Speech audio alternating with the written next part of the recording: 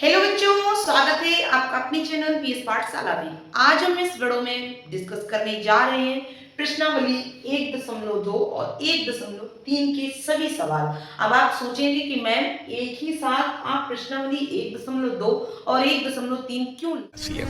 इसे पार्टी की मीटिंग समझ के मैं आपको बता दूं प्यारे बच्चों कि अगर आप न्यू एनसीईआरटी में पढ़ रहे हैं तो ये जो सारे सवाल मैं इस वीडियो में बताऊंगी वो आपको प्रश्नावली 1.2 में मिलेंगे। लेकिन वहीं अगर आप ओल्ड बुक से पढ़ रहे हैं तो वहां पे आपको 1.3 में ये सारे सवाल मिलेंगे, क्योंकि कुछ स्टेट्स में है प्यारे बच्चों उसमें न्यू बुक चला रहे हैं और कुछ स्टेट्स में है जो आपकी ओल्ड बुक चल रही है। इसीलिए मैं आपको ये सबसे पहले ये चीज लिख दिया है कि आपको कोई भी डाउट नहीं हो।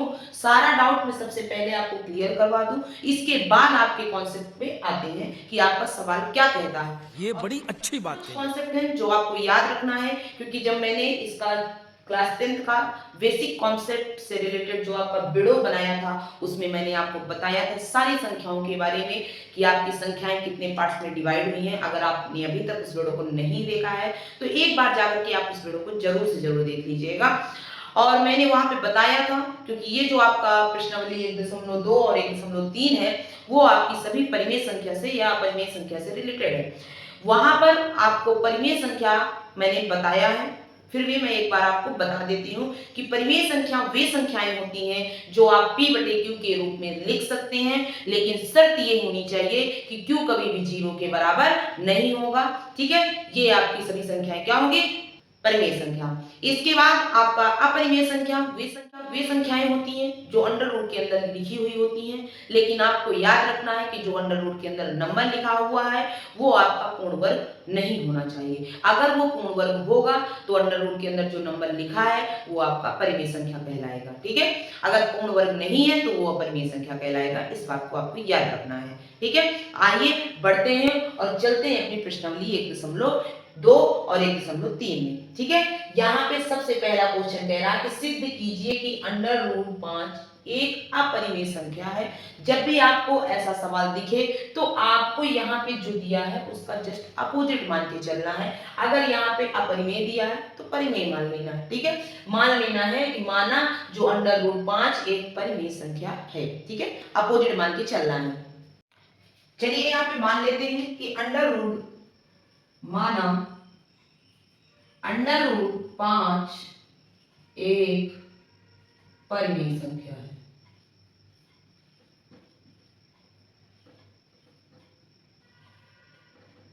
ठीक है, इसका आपको अपोजिट मान लेना है जो यहाँ पे दिया है। ठीक है, अब यहाँ पे आप क्या करेंगे, अगर ये अंडर रूट 5 एक परिमेय संख्या है तो आपको पता है कि अंडर रूट 5 जो है वो आपके बराबर होगा p बाई क्यू के। क्या ये आपका यही होता है p बाई क्यू?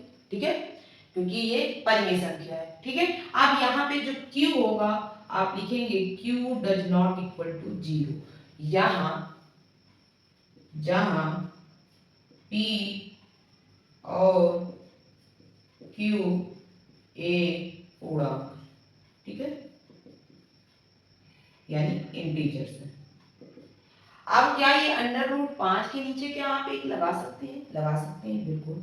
अब इनका आपको क्रॉस में मल्टीप्लाई कर देना है, तो अंडर रूट 5 क्यू बराबर p क्या हो जाएगा? p क्या हो जाएगा? p। ठीक है, इसके बाद आप लिखेंगे दोनों पक्षों का वर्ग करने पर, दोनों पक्षों का वर्ग करने पर। ठीक है, जब आप वर्ग कर देंगे प्यारे बच्चों तो ये आपका अंडर रूट 5 क्यू का स्क्वायर और ये p का स्क्वायर। ठीक है, अब यहाँ पे आपका क्या है, अंडर रूट का स्क्वायर जब स्क्वायर से तो ये आपका अंडर रूट से स्क्वायर कैंसिल हो जाएगा, तो 5 क्यू स्क्वायर बराबर के p स्क्वायर। ठीक है, यहां तक समझ में आया। अब आपको क्या करना है, ये जो आपका 5 है आपका एक क्यू आपको बचाना है, दूसरा क्यू उधर भेज देना है। तो आपको पता है इधर क्यू इनटू में है तो क्या उधर जाके डिवाइड में हो जाएगा मेरे बच्चों। ठीक है, तो ये 5 क्यू बराबर p स्क्वायर बटा क्यू। ठीक है, सिर्फ क्यों लिखेंगे? क्यों? क्योंकि एक क्यू बचाना है आपको। ठीक है, यहां तक समझ में आया? आ गया? अब बढ़ते हैं आगे। अब आपको पता है कि यहां पे आप लिखेंगे चूंकि पी स्क्वायर और क्यू में एक को छोड़कर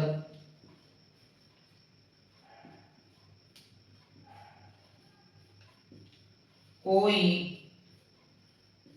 भी उभयनिष्ठ, उभयनिष्ठ मतलब कॉमन, उभयनिष्ठ गुणनखंड नहीं, ठीक है, यानी सिर्फ और सिर्फ इनके P और Q के गुणन क्या है? सिर्फ 1, ठीक है। यहां पर ये इतना आपको अपने से लिख देना, ठीक है। इतना आपने जब लिख दिया तो अब आपको क्या करना है? आप लिखेंगे यहाँ पर, ये प्यारे बच्चों सब थ्योरेटिकल है, थोड़ा बस है यहाँ पे। आप इसको इरेज करके एक बार स्क्रीनशॉट आप ले लीजिए और मैं इसको इरेज करके आगे बढ़ाऊँ, ठीक है। तो यहाँ पर आप आगे लिखेंगे, इसलिए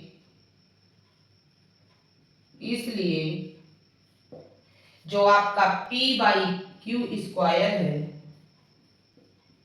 वो एक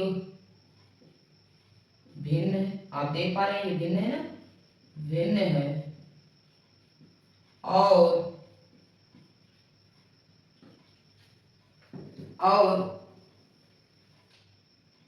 पूर्णांक, ठीक है, क्या लिखेंगे? और एक पूर्णांक है, इसमें एक पूर्णांक है, ये भी लिख दीजिए, पूर्णांक है। अतः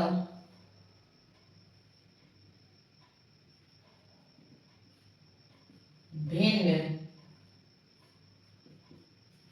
यहां पे जो अंडर रूट सॉरी 5Q क्यों? क्योंकि ये आपका Q क्या है?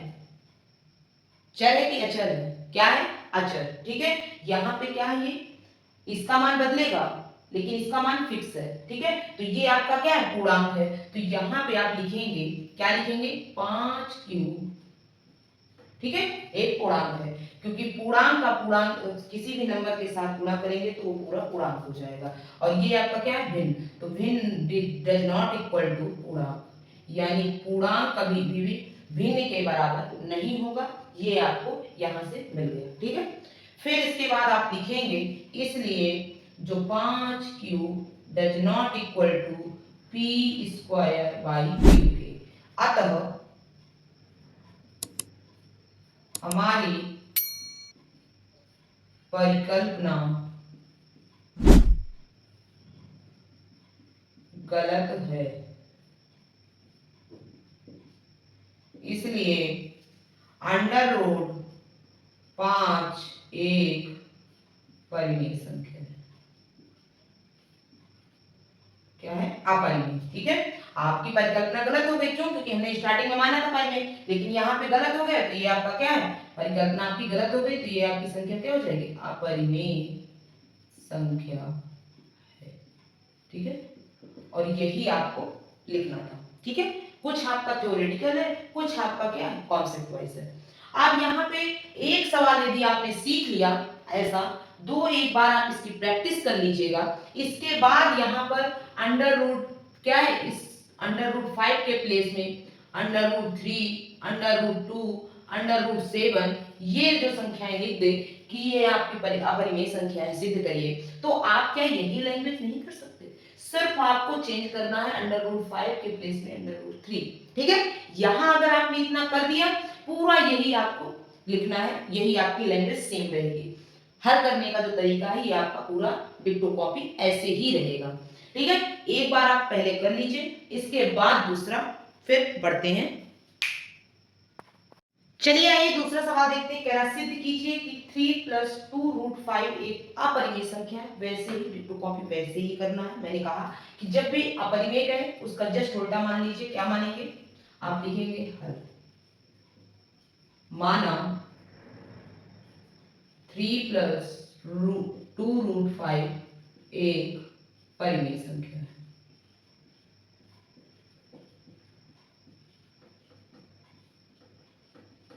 ठीक है, ये कर लिया आपने। इसके बाद आपको क्या लिखना है? 3+2√5 अगर ये परिमेय संख्या है तो क्या ये p/q के रूप में नहीं होगी? होगी ना। बस शर्त आपको रखना है कि q कभी भी 0 के बराबर नहीं होगा, ये आपको लिखना पड़ेगा। ठीक है, आप देख सकते हैं जहां p और q एक पूर्णांक है, बार बार नहीं लिखेंगे क्योंकि ज्यादा आपका वीडियो बड़ा ना हो, इसके लिए मैं फटाक से कर रही हूँ। ठीक है, जो बोलते जा रहे हैं वो भी आपको नोट।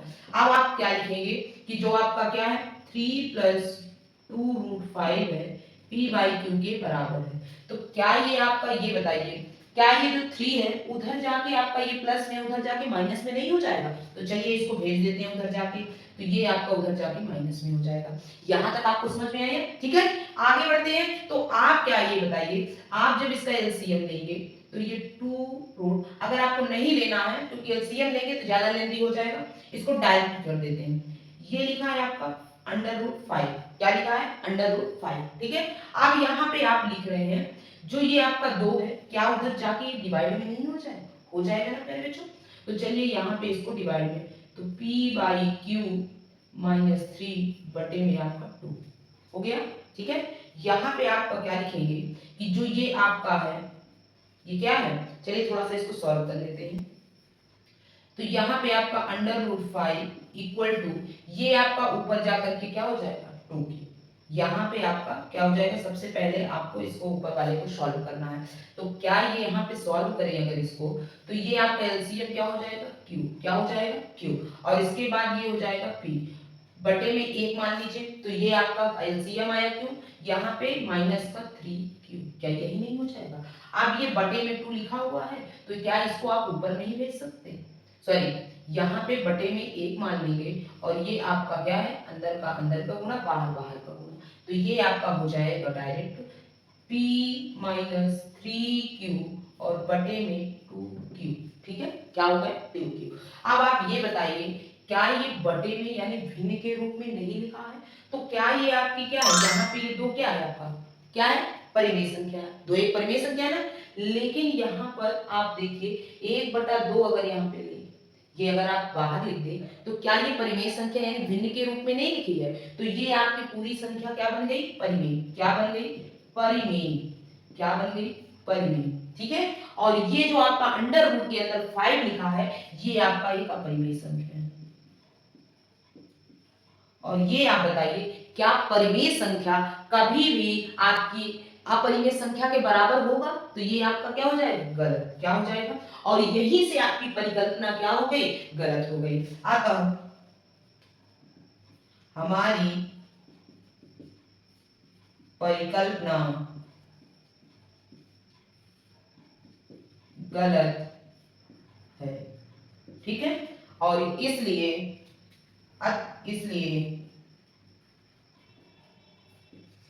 जो आपका 3+2√5 एक क्या हो जाएगी, अपरिमेय संख्या है। ठीक है, इतना हो गया। आशा करते हैं आपको ये सवाल भी क्लियर हो गया होगा। कहीं पे अगर डाउट हो तो बताइए, मैं उस डाउट को भी एक बार क्लियर कर देती हूँ। ठीक है, कमेंट बॉक्स में कमेंट करिए ताकि वो डाउट आपका क्लियर हो सके। ठीक है, आइए चलिए बढ़ते हैं तीसरे सवाल में और देखते हैं कि आपका तीसरा सवाल क्या कहता है। चलिए इसमें तीसरा सवाल कह रहा है कि सिद्ध कीजिए कि निम्नलिखित संख्याएं अपरिमेय संख्या है। आपका 1/2 आपको सिद्ध करना है कि एक अपरिमेय संख्या है। तरीका मैंने वही जो आपको मैंने बताया है। चलिए यहाँ पे आपको डालना है हल, ठीक है, और लिखना है माना 1/2 एक परिमेय संख्या है। ठीक है, अगर आप ये परिमेय संख्या है तो क्या ये बराबर p/q के नहीं होगी? होगी ना, और जो q होगा वो डज नॉट इक्वल टू 0 के होगा। अब आपको क्या करना है, यहाँ पे आपको क्या कर देना है, सिर्फ और सिर्फ क्या करना है, ये जो आपने लिखा है इसको क्या करें, रिवर्स कर देंगे। यानी जो आपका q है वो ऊपर चला जाएगा, तो क्या ये अंडर रूट भी ऊपर नहीं चला जाएगा? तो ये अंडर रूट 2 ऊपर चला गया और बटे में यहाँ पे लिखिए या नहीं लिखिए, और ये बराबर q/p के हो जाएगा। ठीक है, यहां तक आपको समझ में आया। अब आप ये देखिए क्या ये आपका क्या है, परिमेय संख्या, सॉरी अपरिमेय संख्या, क्योंकि रूट के अंदर है, तो ये आपकी क्या है, अपरिमेय संख्या। और ये आपकी पी बाई क्यू के रूप में, यानी ये आपकी परिमेय संख्या है। तो फिर वही आ गया, क्या परिमेय संख्या कभी अपरिमेय संख्या के बराबर होगी? नहीं होगी। तो अतः हमारी परिकल्पना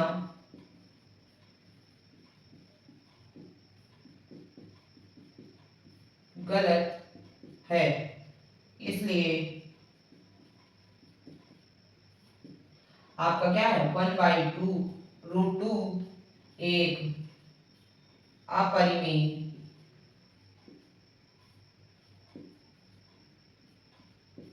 संख्या है। ठीक है, ये आपका हो गया। ठीक है, इसी तरह चलिए इसका दूसरा पार्ट कर लेते हैं। अब यहाँ पे आपका क्या है कि ये आपका क्या है, 7 रूट के अंदर 5 एक परिमेय संख्या, सॉरी अपरिमेय संख्या सिद्ध करना है। सिर्फ वही लैंग्वेज, क्या लिखना है, माना 7√5 एक आपकी परिमेय संख्या, क्यों, जस्ट उल्टा मान लेना है। फिर आपको लिखना है, अगर ये क्या है, परिमेय संख्या है, तो ये 7 बटा ये बराबर p बाई क्यू के, और q does not equal to 0। ठीक है, ये लिख लिया। अब आप क्या करेंगे, यहां से आपको 7 को क्या कर देना, उधर भाग देना है, तो यहाँ पे ये हो जाएगा p बाई क्यू बटा 7q। ठीक है, अब आप देखिए ये आपकी क्या है, अपरिमेय संख्या है। क्या है, अपरिमेय संख्या। और ये आपकी क्या है, परिमेय संख्या।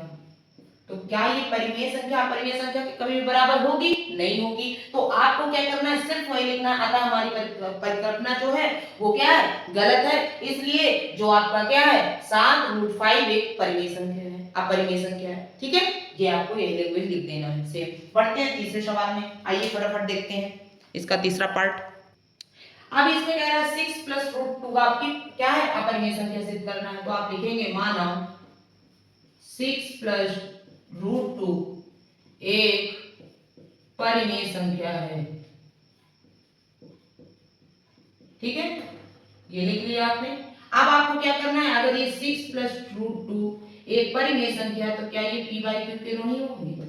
ये रूप में होगी ना, और q does not equal to 0 के बराबर होगा। ठीक है, यहाँ पे आप क्या इसको आप लिख सकते हैं, क्या इस 6 को उधर नहीं भेज सकते? भेज सकते हैं ना। तो आप लिखेंगे √2 p बटा q माइनस का 6।